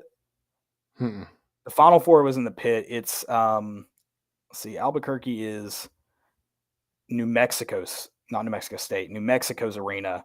It's pretty cool. It looks like a building, doesn't look like an arena, and it's in the ground. So you walk in, everyone goes down to their seats. Oh, wow. Really cool. But yeah, they played there in 1983. And then they played they played a couple more arenas, and then it looked like in 1999, it's been pretty much in stadiums the whole time since then. I mean, I had no clue. I didn't know when that shift exactly happened because I mean I know recent history they've always been in stadiums, but I don't know. I'd be interested to hear some people stories that have been to both and what they think is better. I'd be interested to hear. It's your team winning, I guess. It would probably all that matters. Right. Yeah, that's true. Yeah, if you won in a stadium and didn't win in an arena, you probably like the stadium better. So yeah. All right. But real quick about that too. Do you think it affects the shooters that much? No. Okay, that's a big topic. Affects the shooters. Depth's off. So I just highly doubt it. All right. Ready to get some more questions? We've got a few more. Yeah, we can do that real quick, or we can save those for next time. Either way, I mean, I know we're getting up here. Let's save some of them. We'll do We'll do this next one because you asked the question today. What sports fan base do you hate the most? Dylan and Joe, feel free to hop in here for this in segments if you want. I think mine. I think it's not my most hated one, but I think it's definitely the softest just out of personal experience, and that's Memphis. Okay. Like, I tweeted about Penny Hardaway throwing that water bottle and how stupid he looked throwing it. Dude, some random person, found me on Facebook and pulled up a picture of my mom and sent it to me. I missed that. Interesting. Yeah. I mean, I had to block him. That's kind of weird that he's that is very stalker. Yeah. It's concerning. Yeah, it's kind of bonk on his part, but I think that's been the softest. I mean, that whole Rick Barnes, Penny Hardaway debacle there, that fan base was just obnoxiously soft. Yeah. I'm not a big fan of Memphis fans. My favorite one was they won the game, so it was kind of confusing. They won the game in Knoxville. Was that 19 in Knoxville? and a fan left the stadium just mad, threatening to fight everyone he saw. It was very weird. So I'm not a fan of that fan base. That's not the only guy, but that's my example of encapsulates them. My two are obvious. It's Alabama, and here's what kind of sucks: the Alabama fans I know in real life that are real Alabama fans, not the ones I know in real life that have no connections and just decide to be an Alabama fan. They're obnoxious. Can't stand them. The ones I know that are real Alabama fans, they are the polar opposites of these Twitter and blog, YouTube, all them Alabama fans. Can't stand them. And then the three Vandy fans, they're obnoxious. I hate them. Yeah, I can't stand the Vandy fans. That's probably my number one. Is just they don't know their place in the world. They are the little man syndrome of college athletics. Sure. Yeah, it's like, dude, know your role, stay in your lane. Like you have no room to talk about anything. You're terrible at everything. The one thing you have is college baseball, and yeah, you're undefeated right now, but also like you're not the top of college baseball anymore. No, and I mean even like they've always been a good program, but they've never been just flat out dominant for. And you get more scholarships, and you're still not good at any sport. Yeah, they've never been what Alabama was in football, or I mean, like Duke in basketball. Like they've never been that. No, and they never will. I'll go away from the typical. I mean, obviously, there's Tennessee rivals and fan bases, SEC, that drive me up a wall. But I'll take it over to the Big Ten, and I don't like most Big Ten fan bases, but the dire hatred I have for Penn State fans is crazy. Because I come from Pennsylvania, obviously, and I've got a lot of friends who go to Penn State and stuff. But God, I just hate that team. I hate them. I've never been like, oh wow, like I don't know. They just drive me nuts, and I think it's just because like. I don't know if there's actually such thing as I don't know if there's a real Penn State fan out there, like in the world. Like I think they're all just like either college kids, recently graduated kids that like still claim fandom, but it's in the middle of nowhere. And then like you'll get a fan from like 5 hours away, which is cool. Like I respect, your willingness to cheer on your team, but just because you went to college there 30 years ago and have no connection otherwise, I don't know. They just drive me nuts. And it's kind of like the Eagles fans of the North, except that they just go for Penn State and it's 10 times worse. At least the Eagles fans like fight and it's fun and you know what you're getting into. I respect that, honestly. They're scumbags and they know it. That's their whole persona. Penn State's not at the level where they're allowed to be scumbags. So are Penn State has worse than Ohio State fans? I thought you were going to go with Ohio State for sure. When you said Big Ten. So that's the thing is I would totally Urban Meyer's probably one of my least favorite humans in the world, but as you guys know, my girlfriend's an Ohio State fan, and her whole family is because they're up from Ohio. So I've met a lot of Ohio State fans that are cool, and I feel like I'd be doing them dirty but they're definitely my second most hated fan base because there's a lot of. There it is. I'm not trying to get you in trouble. I was okay with your explanation. You didn't have to drop that bomb, but it's fine. They know it. I mean, I've stated my case. Trust me, I was there for the Michigan game, and I made so many enemies that probably hope that we don't have a future together because. I was having a grand old time. I don't like Michigan either. Look, I'm not. Again, I'm a SEC. You just hate the Big Ten in general. Yeah, I do. I'm not a fan. I love that you hate Penn State because they have James Franklin, so they're basically just Vandy fans up north. Exactly, they are. It's a fact. I don't know. They drive me nuts. Vandy will love to hear that the northern school they got compared to is Penn State. CJ Taylor's really going to have something to say to you tomorrow, Landon. Well, we don't have to. All right. Most important.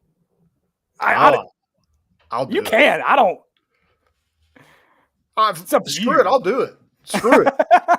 So this man, CJ Taylor, comes out and says Tennessee, and y'all better tweet this because this is news. Breaking news right here. CJ Taylor, the Vanderbilt player, came out. Or there was an article written that, Tennessee was tampering, trying to get him to come to Tennessee, and he wasn't in the transfer portal. That's illegal, yes. But I called cap because Tennessee rushed for 362 yards and 6 touchdowns. Why would we want somebody on that defense? And he was like, oh, man, like, it's true. Like, I got it recorded. if you're openly recording a conversation, you're trying to get somebody in trouble. So I think all of it's just false. We'd like to note, not illegal in the state of Tennessee. Only one party consent. Just to note. Yeah, but if you're filming somebody, there is a reason to be filming somebody. He's whatever. I was like, send me the recording then. He's like, oh man, I can't do that. And that was my buddy that texted you back. Oh God. I'd also like to note, Landon, you like that tweet didn't go. I don't know how it got back to CJ Taylor. I just went and looked. I didn't even mention likes. him at all. You didn't mention him. I don't know how it got there. I guess that For You page is just really tailored correctly. Yeah, because it's not like a like you didn't get replies. Or he's seriously name searching like Josh Dobbs used to in college.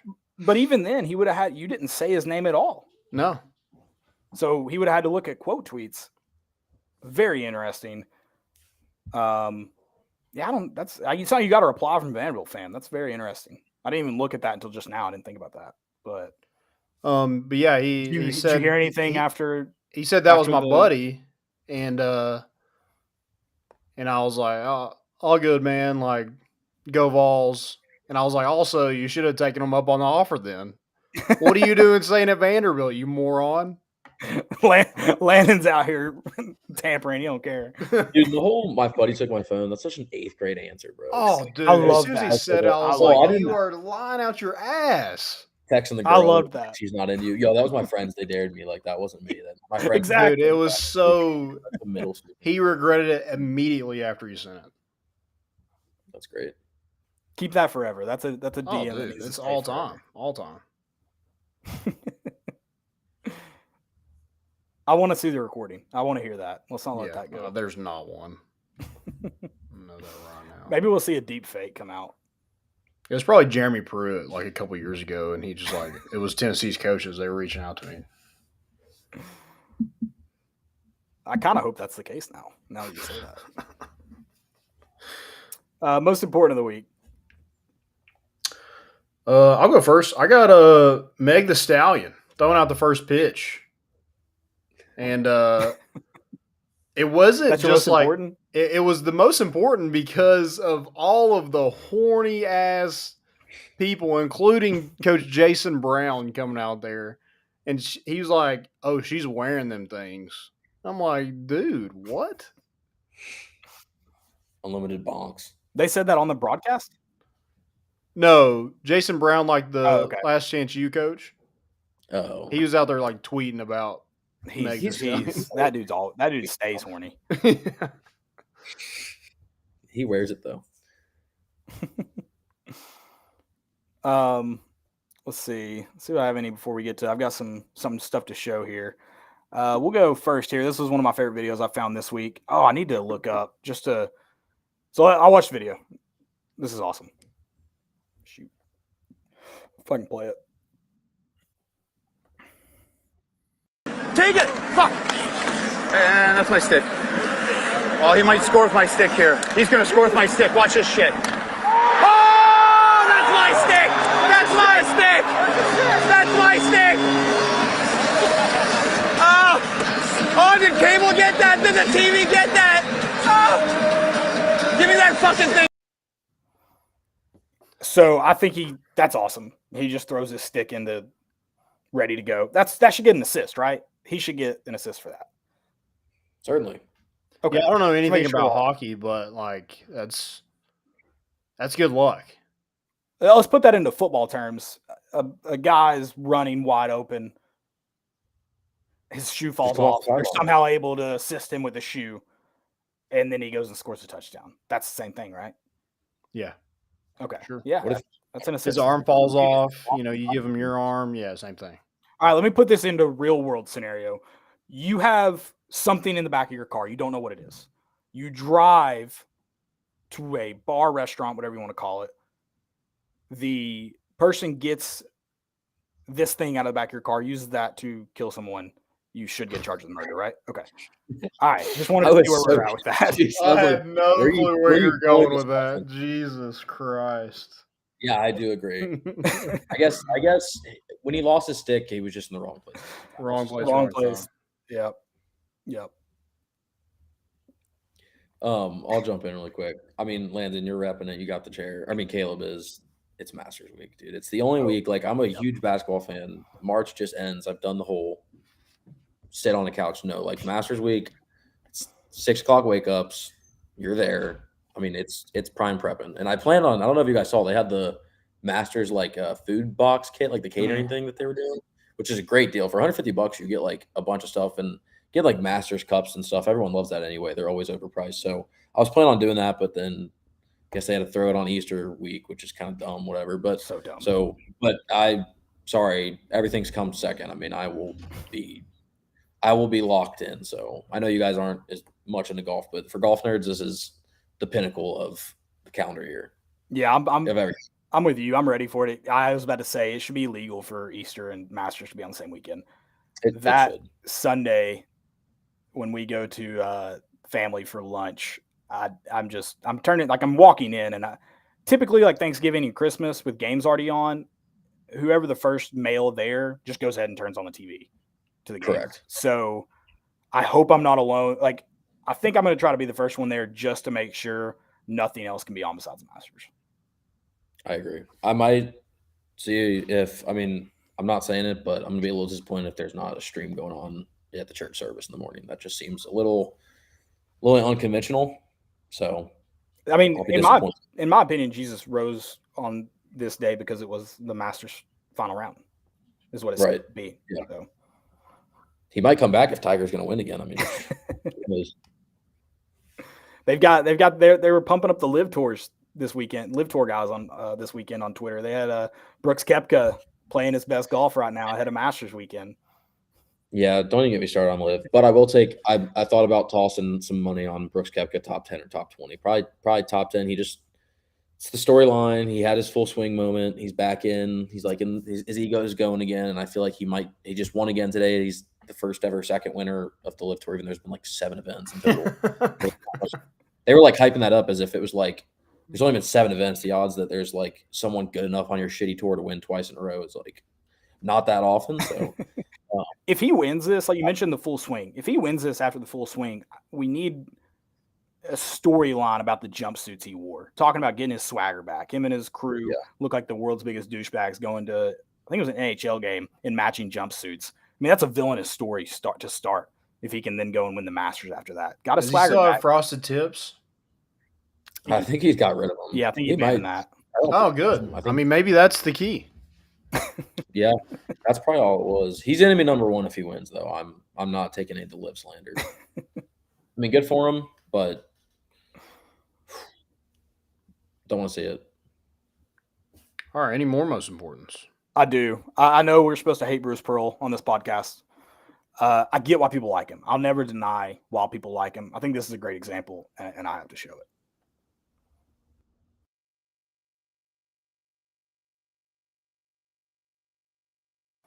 Are y'all getting any sound? No. All right, let's do a video here. I'm gonna watch this video. I didn't even check it.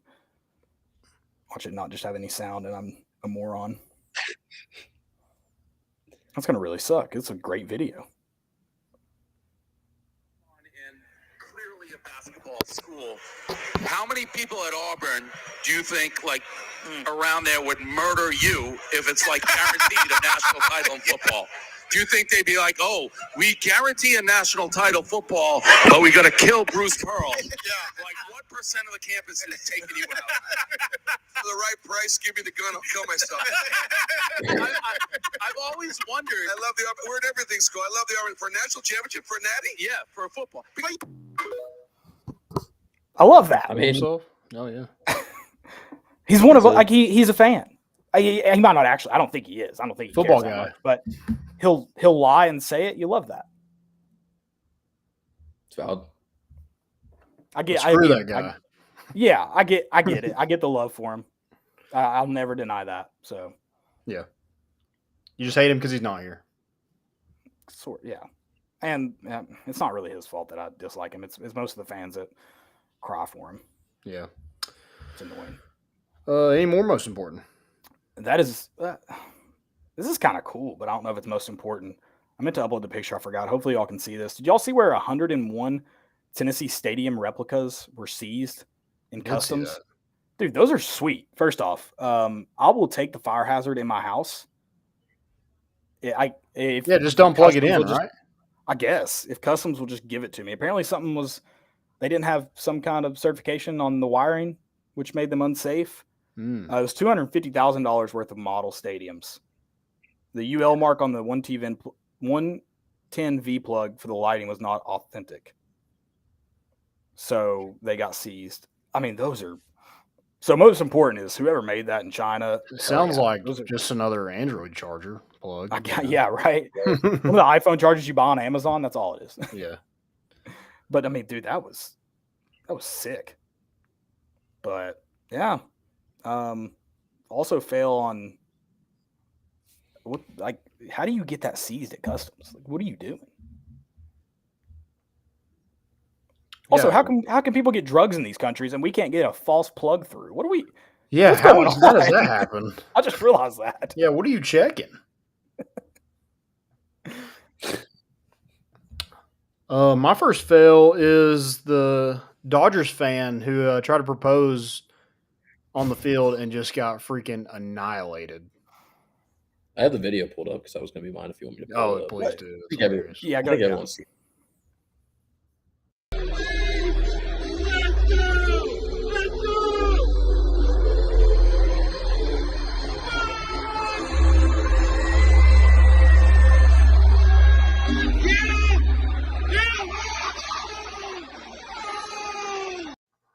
Sign that guy. Absolutely. Yeah, seriously. That was some up aggression, dude. Well, I mean, that's targeting. Yeah, for sure. Wrote it down.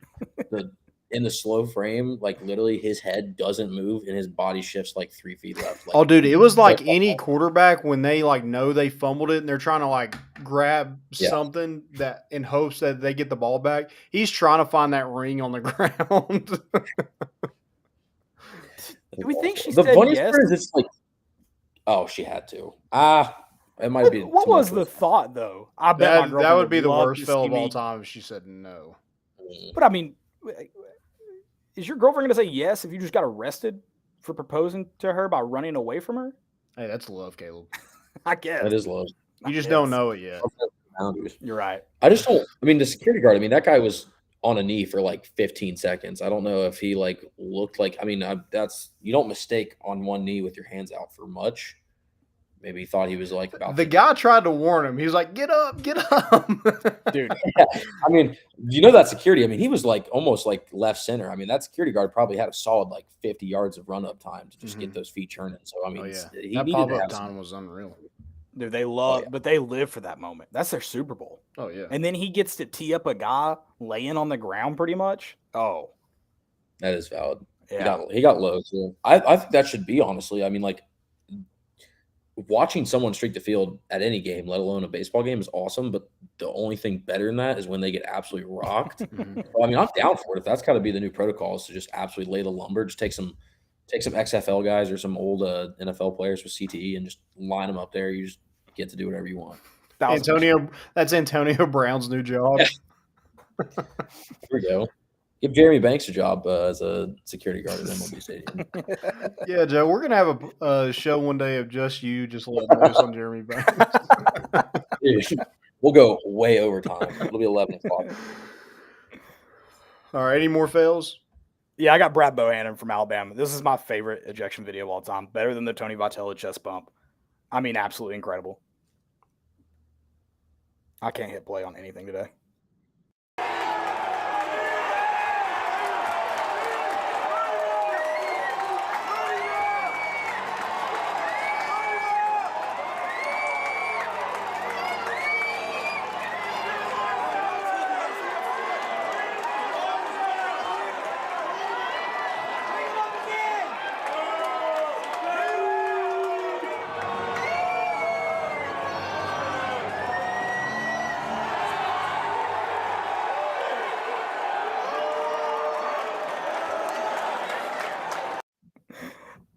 I don't know what's happening in that entire video.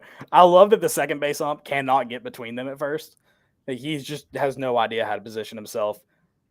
And then Brad Bohannon hits him with the call into the hogs, which is amazing that it's a thing.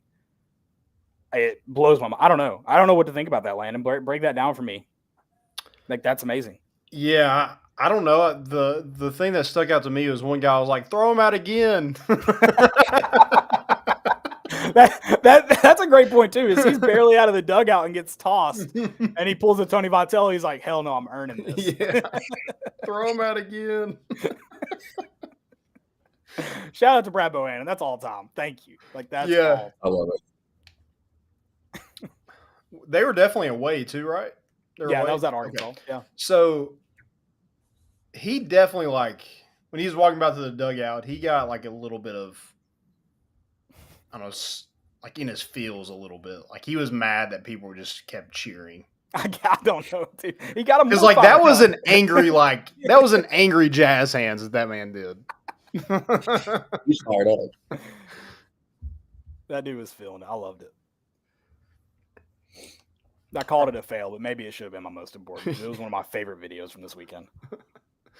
I have one more fail, and it's Chicago Bulls fans brought a stripper to the skybox. Again, not a fail. Dude, the crazy part about that is I watched like the news, like when I saw it on Twitter, it was like the news coverage of it, which I guess it was Chicago news, which I'm sure like that's probably the most like mild thing that's been on that news there in like years. But like they were just the way the anchors were talking about it, like the quotes that they were using, like was just so not what you normally hear on news. They were like, she was on quote throwing ass over everyone or something, like just like news-ish. There's horned up. Yeah, this is Chicago. Jason Brown was in this segment. Yeah. This dude's just... It was probably a pardon my take moving to Chicago. It was probably their skybox. Yeah, probably. That's send me that video. What's up? Yeah, apparently she's gonna come to our tailgate next year. Is she for hire? Can we? I was working on a flagpole, but we can make some adjustments to that thing. It'll be way more certified than that electrical wires that came through customs. We'll get that. Yeah, get that thing nailed down. Love it. All right, guys. Anything else? That's it. It's been fun. A lot of fun. Landon, think about a movie next episode that you hate that we can just have a 15-minute tangent about. Yeah, I'll defend anything. Just give me anything. Okay. Don't ask my thoughts on China. Yes. All right, guys. It's not my fault. Just want to throw that out there again. We'll be back. We got tomorrow. We got the bat flip. We'll be back Thursday with this show, and just got a lot more content coming out. So stay tuned for that. You check out Underdog, the Volunteer Club. We're bringing the boat in, and we out.